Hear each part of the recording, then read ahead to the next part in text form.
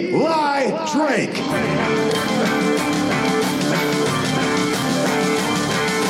That is just a fact of life.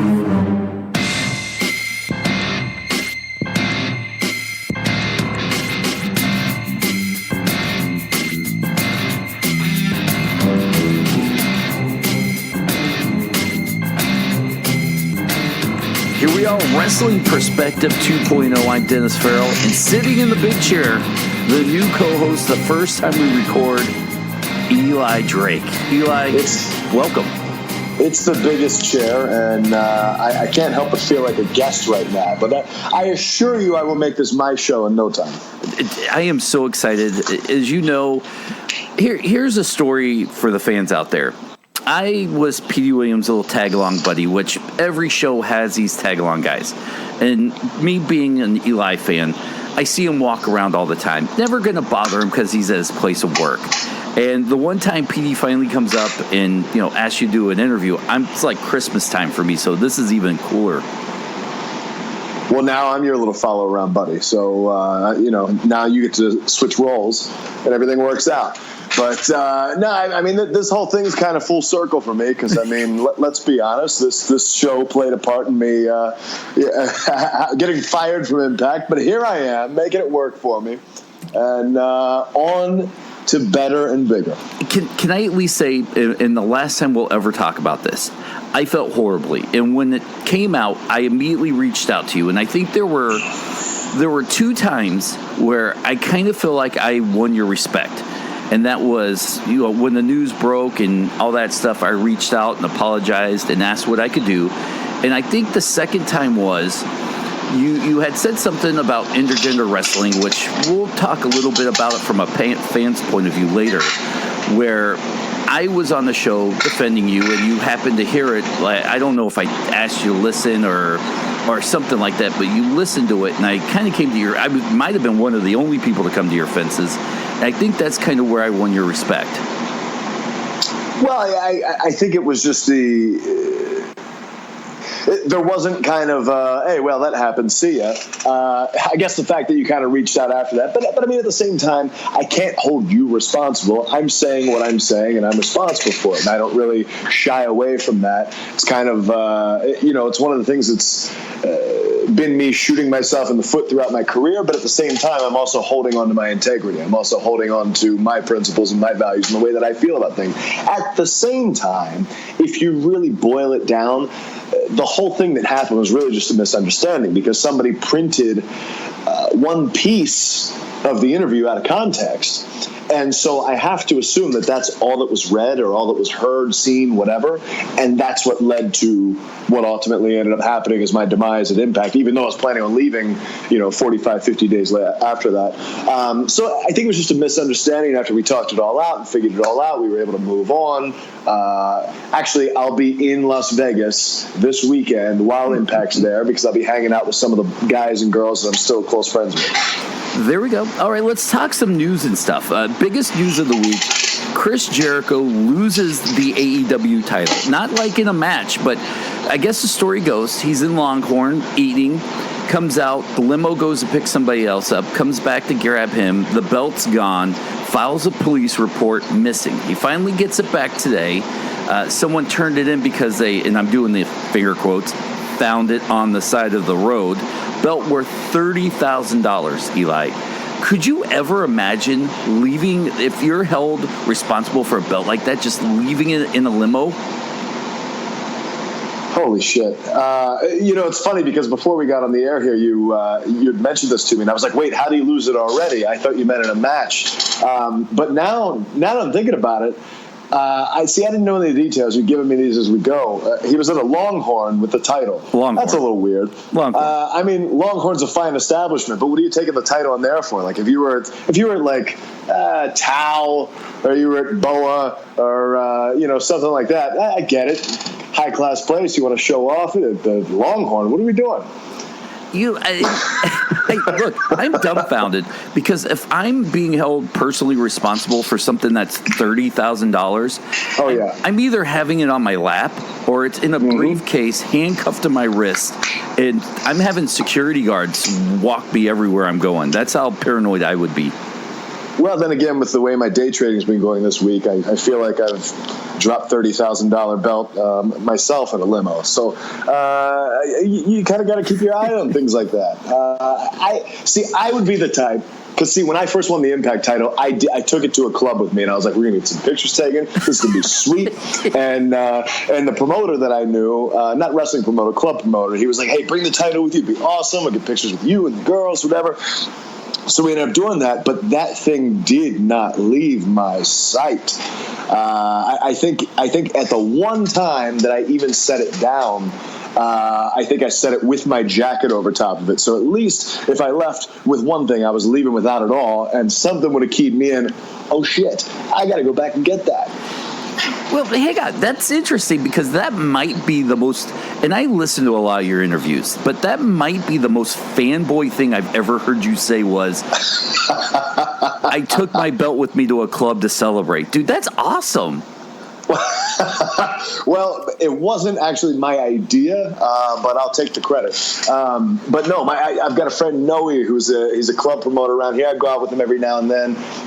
He's always got these tables stacked with girls and free bottles and whatnot. And actually, he gets paid to do it. That's what he does. So he told me to come out. Of course, I just won the title probably a couple days before that. And he was like, absolutely, bring it, bring the title, whatever. So we took pictures in front of the backdrop, red carpet, all this stuff. And it was, hell yeah, it was great. But ordinarily, I'm not going to go take my belt to a restaurant or wherever else I am. But more power to you. If you're down with that, you do that.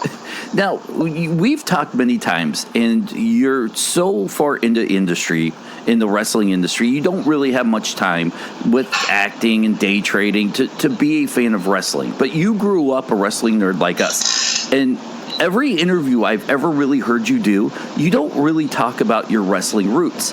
As a fan listening, it almost sounds like, and look, it's a misconception, of course, now that I know you, that maybe you were a bodybuilder that got into it for the money and not a lifelong fan like you and I are that got into it that way. I wish. Man, that would have been a lot easier. No, I toiled away for 10 years of just being broke, barely getting by paying my rent, moving across the country, having garbage cars that broke down all the time, or not having a car at all for a while. I mean, it was a real struggle. And, some of that was my own fault, but at the same time, I knew that I had to keep pushing forward. I knew I had something to give.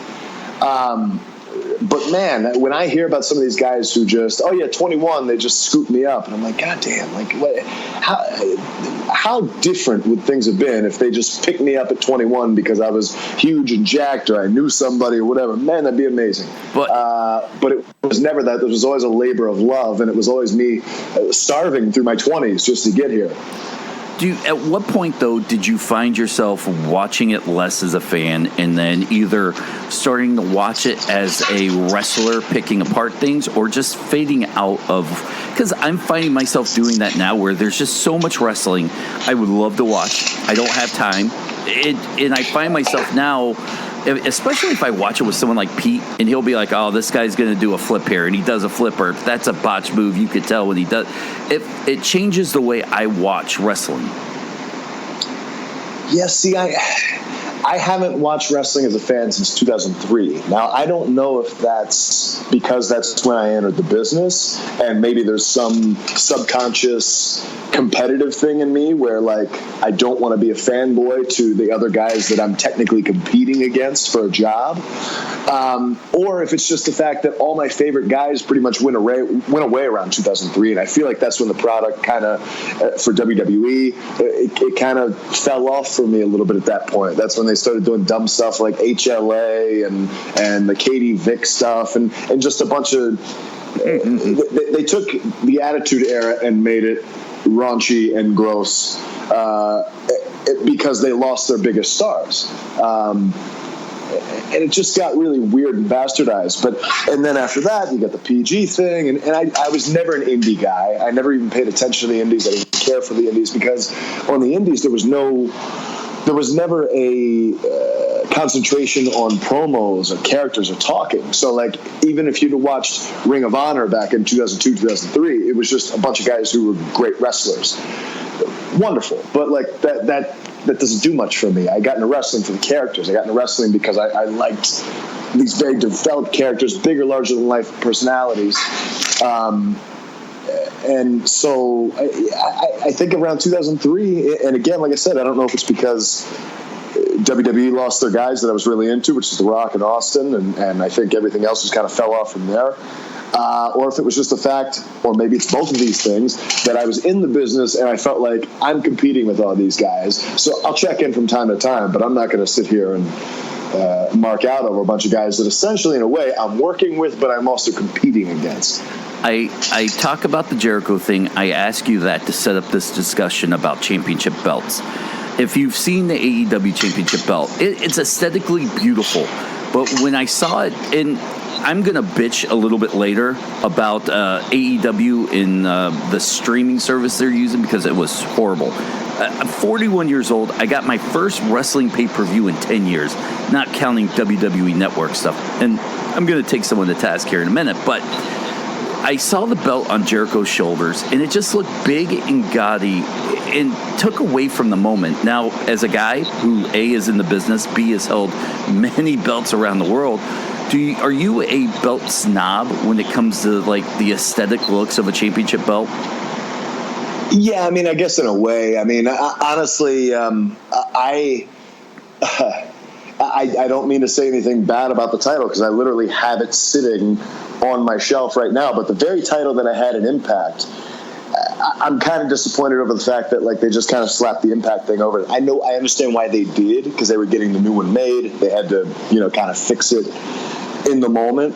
So I felt like that kind of soiled my run just a little bit. I mean, obviously it was still a great run. I think that style of the belt's amazing. I always liked the circular belt. I liked the late 90s Attitude Era WWF belt. I thought that one was awesome. I thought the Smoking Skull belt was great. The AEW belt, of what I've seen, see, you're saying big and gaudy. I like big and gaudy. Big and gaudy to me is like, hey, hold on, let me back that up for a second. Big and gaudy, if I go back to the spinner WWE belt, that thing looked like a toy. I didn't like that. I thought it looked stupid and ridiculous. Big and gaudy within limits. But I do like the basic elements of the AEW belt, of what I've seen of it. I haven't seen it in depth. I didn't see the pay-per-view. But the fact that they have a big, gaudy gold belt, there's not a lot to distract from it. Sometimes I do like the added colors, like when you look at like a WWE belt and they have like maybe the globe in there or whatever. But just having a straight-up gold belt, like, for instance, the old WCW belt, that belt was... Some would say that's the best belt ever. I don't know. But I'll even say the old TNA belt just before the one that I held. That big gold belt was actually pretty badass. So I am a belt snob in a sense. I mean, they're definitely somewhere I see them, and I'm just like, oh, what is that? But I don't know. I kind of dig the AEW belt, although I will say I feel like the font... If I'm going to get real nitpicky, I feel like the font of the logo kind of takes away from the prestige, if you will. Elegant. Because here's this big gold, gaudy belt, like you said, and it looks like something that's so regal and royal. But then you have this very kind of casual AEW font, if you know what I mean. I actually agree with you. I look at it and I'm just like, you didn't go the extra mile to at least, and as you were talking, elegant would come to my mind. The belt's elegant. The font is like the typical font you would get on your computer, and you just typed it in and went on. You didn't put any thought into it. And I mean, well, I know that that's their logo, so I get obviously they want to put that out, and I think that the logo is good. But then putting it into a belt like that, with the visual that is that belt, again, the gold and the platinum or silver, or whatever the different little contrasting colors and whatnot are on that belt, it looks like it should be so regal, and I just feel like the font that's in that logo, although it is their logo and they want to push that and they want that to be synonymous with the company, I don't feel like that serves the purpose on that belt that it should. Your Impact title sitting on your shelf, Did you buy it? Did you steal it? How did you get to keep it? It was a gift. Oh. I don't have the actual one. The actual one, I don't know where that is. I tried to track it down, but it was long gone before I figured out how to get it. But no, I have the King of the Mountain title. I have the tag team titles that I held with Scott Steiner, and I have the Impact World title all sitting up on a shelf here. Dude, that's awesome. I've got a special hookup somewhere in the world. That is the second most fanboy thing I've ever heard you say, by the way. Are you a memorabilia guy? I got to drink to my accomplishments over here. What do you want from me? Are you a memorabilia guy? Because it sounds like there's a sentimental value to the belts that you hold. But of course there is. But nothing memorabilia-wise? No, nothing. I want to spoil something, but I can't, so I'm not going to. But there will be something memorabilia-wise that'll be real special to me here coming up soon. But otherwise, I have probably no wrestling memorabilia other than I have a couple of T-shirts. I had the Great American Bash '96 T-shirt because I was there in Baltimore. I have Starrcade '97 because I was there in Washington D.C. Man, I got a couple others I can't remember, but anything like that I have is T-shirts. I was given the Hall of Fame, WWE 2014 Hall of Fame, because Percy Pringle managed me for a few years, and he went into the Hall of Fame that year, so I have a book for that. But otherwise, I don't collect anything. I don't have anything. I mean, when I was in high school, I had a couple of the belts. I had like the WWF world title and the Intercontinental title. The nice ones or the stupid foam ones that No. I had the nice ones. Oh. I got a credit card for the first time when I turned 18, like an idiot, and maxed it out buying dumb stuff. And those were a couple of dumb things that I bought. Maybe about 3 years later, they were sold on eBay and gone. So I think my very first piece of memorabilia. Well, you remember? I might be a year or two older than you. I don't quite know how old you are, but when very young. I'm a pup. You look spry, so it's okay. Well, duh. But I had the old Road Warriors foam shoulder pads. It made it even sadder because I was the only wrestling fan I knew, so I only had one. It wasn't like I had a buddy that me and him could walk around and you could make fun of us both. It was just one guy. So I know what you mean by memorabilia. I think my first belt was the old winged eagle belt that I bought off somebody that needed money. His name might have been Eli. I don't know. Oh boy. But that.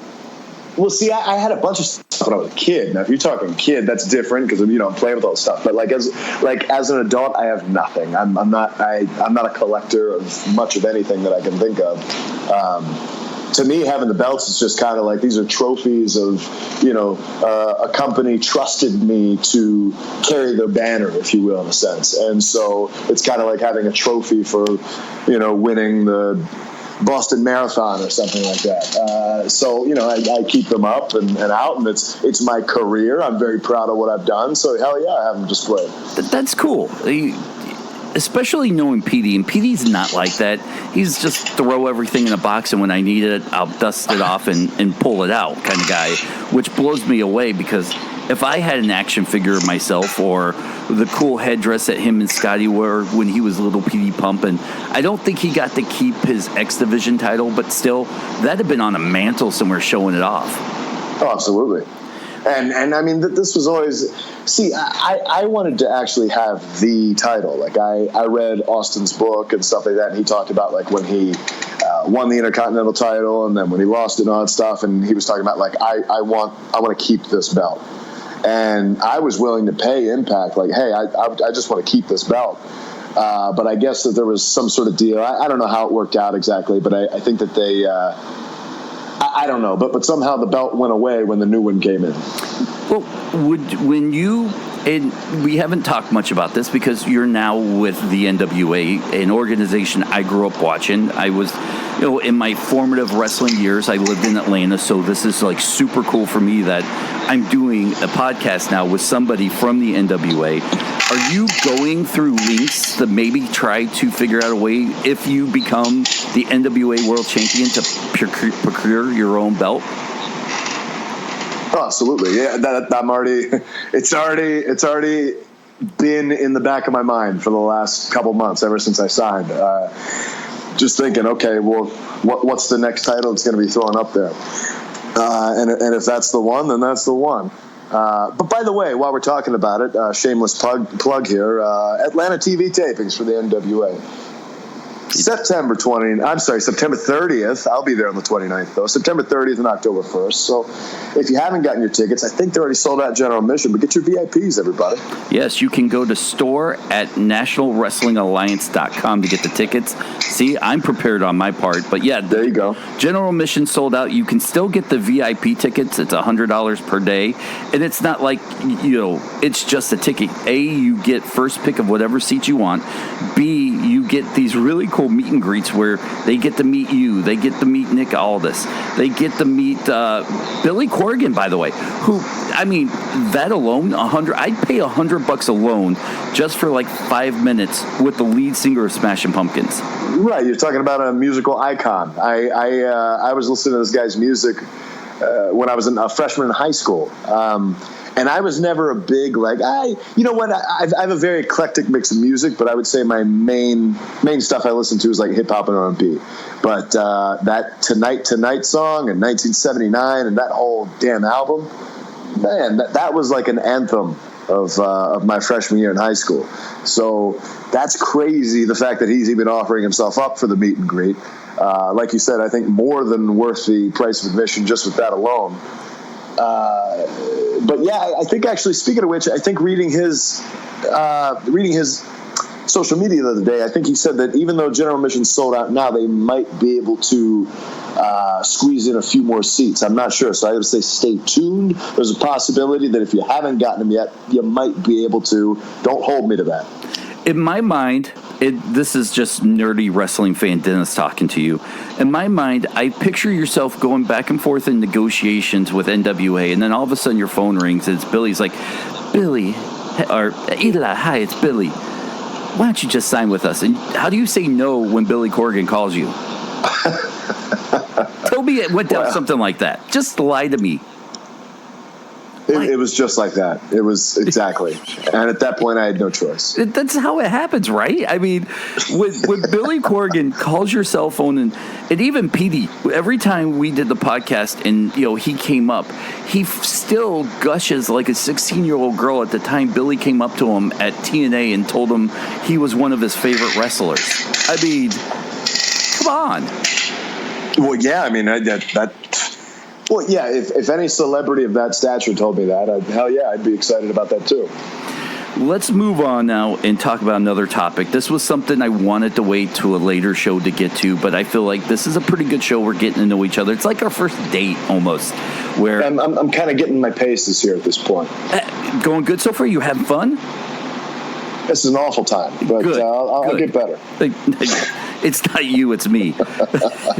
So, way back in the day, and we kind of alluded to this, where one of the things that came to your defense was, and it's not so much you, this isn't going towards an Eli Drake thing, but it's more of a complaint I have with wrestling fans now, was there was a whole thing in Impact with intergender wrestling, and we'll leave it at that. You guys can go out and do your homework.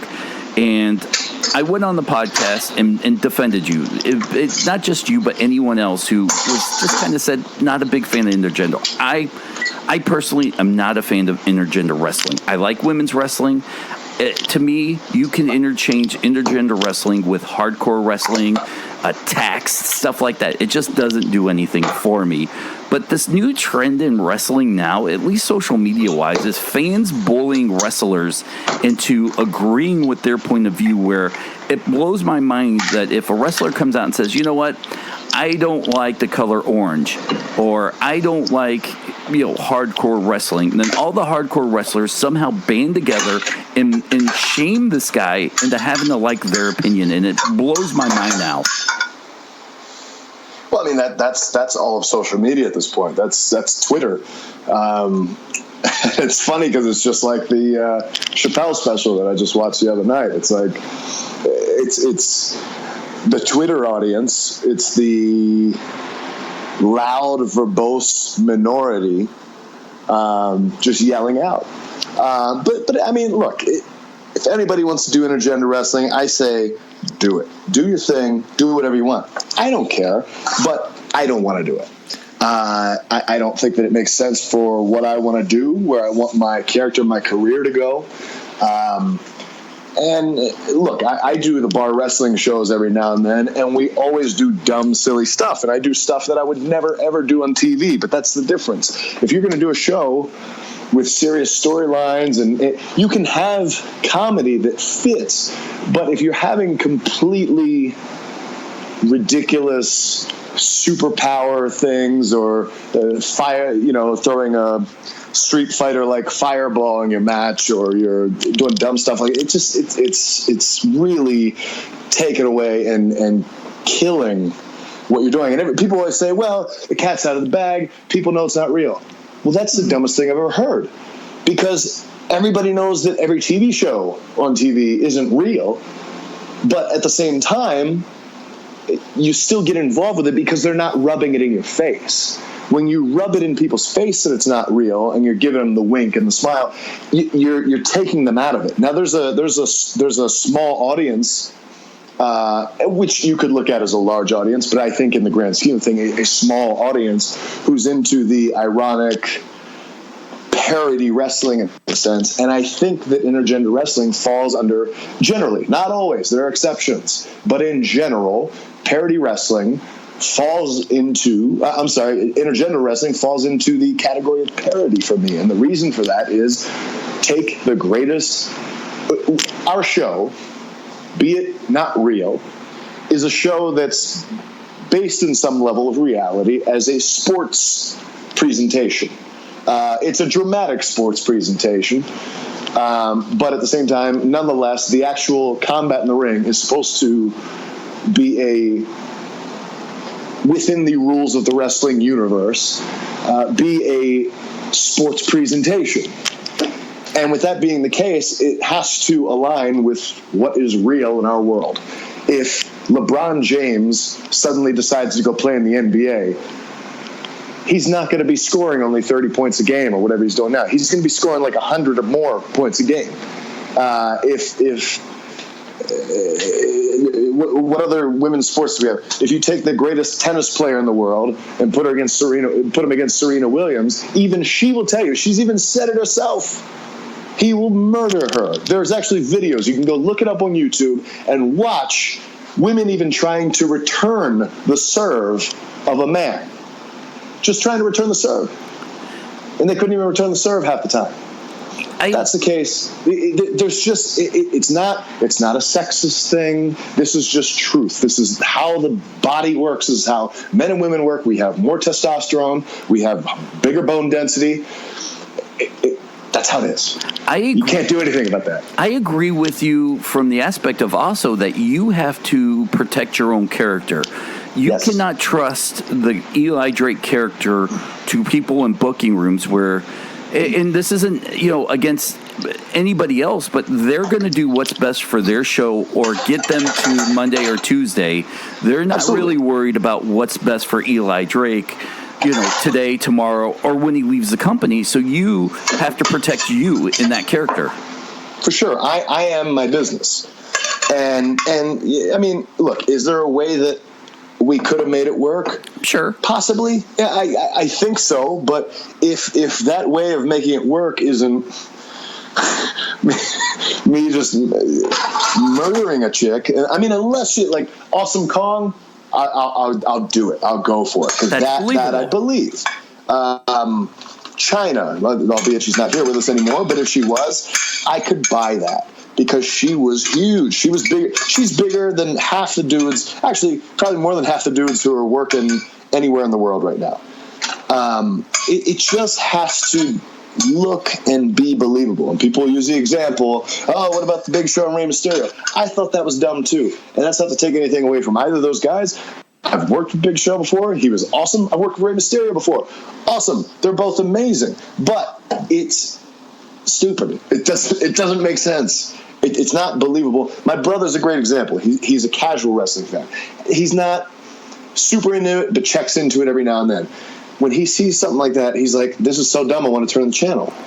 Because he sees a 7'4" guy against a 5'6" guy. You lose all elements of believability. Right there proves you're not a hypocrite then. And that's what I like about you, is because you just made the case that, hey, not only do I not like it this way, but I don't like it this way either. So that shows that you're not a hypocrite or sexist. Yeah, I mean, like, to have a believable competitive match with somebody who is literally 100 pounds less than me and more than half a foot shorter than me, it doesn't serve our business well. It just doesn't. Well, now for the people who are like, I guess, woke, and the people who are like the new school wrestling fans or whatever, they love it. They eat it up. And that's why it's been such a big thing on the indie scene. And now I guess some companies are starting to acknowledge that. And that's fine. But then again, of what I've seen for some of these, they actually are matching the guys up at least a little bit closer as far as the size is concerned. If you have a smaller guy against a girl, it at least makes a little bit more sense. How you feel about that? How you feel about that is how I feel about like tax in wrestling. There's no storyline in any wrestling world that makes me believe that someone will pull out a bag of tacks, dump them on the ground, and someone will fall into them. I think that is the stupidest thing ever. And as a wrestler, and I know you've done it, and I shake my head because A, it takes a better man than me to want to do something like that, and B, oh yeah, like what do you? Okay, you fell in tax. How does that progress a storyline? Yeah, I mean, honestly, it's just shock and awe in that moment. I'm not totally against. I don't want to ever do it again. I didn't even want to do it the day I did it. The only reason I did it was knowing the match it was abyss, and considering the fact that there is no way for this to go that's going to be pleasing, and except me going in. So I'm going to have to go in. And so that's what I did, because I thought it was the best reaction for that moment. It was the best thing to do in that moment. I don't ever want to do it again. I never was into really hardcore wrestling. I think if you build up to something like that, if you build up to a story like that, I get it. But to just have a hardcore match for the sake of having a hardcore match makes no sense to me. But I mean, I guess to your point, where'd these thumbtacks come from? Because I've never seen anything put up with some thumbtacks for them to just be under the ring. At the same time, there are chairs. That makes sense because chairs are all around. The table thing, that's questionable. I mean, you could maybe need a table for something. Who knows? And the ladder thing makes sense because maybe somebody's putting up lights before the show. They're going to put the ladder somewhere. They put it underneath the ring. That all makes sense. But the tax, to your point, I don't know. The hell are they doing there? Thank you so much. Let's do a quick plug for BlueChew.com. The only reason why you're here is because of BlueChew.com. They're one of our longest running sponsors on the show, so we thank them so much. Now, wait, is that the reason I'm here? Yeah, that's it. Trust me. Hell yeah. Yeah. So, are you saying my dad used Blue Chew? You know what? I was a little worried about how this ad is going to go. You just made me less worried because you're gonna be all right. Look, Blue Chew is made with the same active ingredients as Viagra and Cialis, so you know it works. And Eli, I know you don't need Blue Chew. I mean, you're young. You look like you were made by God himself, chiseled. But I ain't shy to try it out. There we go. Well, now that you want to try it out, all you have to do is go to BlueChew.com, use the promo code Perspective, and I'll give you your first order for free. But the one thing one thing I won't do is pay for shipping and handling. That's for $5. So you just pay $5 shipping and handling. Which, look, you just got back from StarCast. I know you spent more on chintzy merchandise, another Young Bucks pin, and a $30 shirt from John Moxley or something. So you got $5 to go do this, and the more you do it, the happier Eli and myself are right now. You say name with such disdain. But let me tell you, I think that although I might not need it, I think my girl might appreciate if I had a little Blue Chew in my life. Look, my pitch is you go from being a curtain jerker to main event in WrestleMania.